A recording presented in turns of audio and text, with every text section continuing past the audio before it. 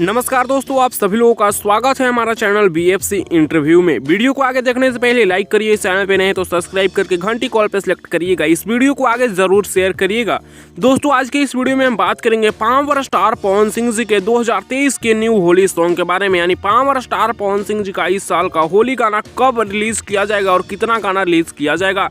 तो दोस्तों, आप लोगों को बता दें यहीं पर कि पावर स्टार पवन सिंह जी का इस साल का होली गाने के बारे में अभी भी कोई अपडेट नहीं है। कितना गाना आएगा, किस चैनल से आएगा, कब आएगा, कोई भी अपडेट अभी होली के बारे में जानकारी शेयर नहीं किया गया है। फिलहाल वैसे बता दें कि वायरल भोजपुरी पर पावर स्टार पवन सिंह जी का सपना चौधरी के साथ बहुत ही जबरदस्त हाई लेवल का गाना है, जिसे आप सब जरूर देख चुके होंगे अब तक। मुझे उम्मीद है कि आप लोग देख लिए होंगे, और नहीं देखे तो वायरल भोजपुरी यूट्यूब चैनल पर जाकर गाना को जरूर देखिएगा।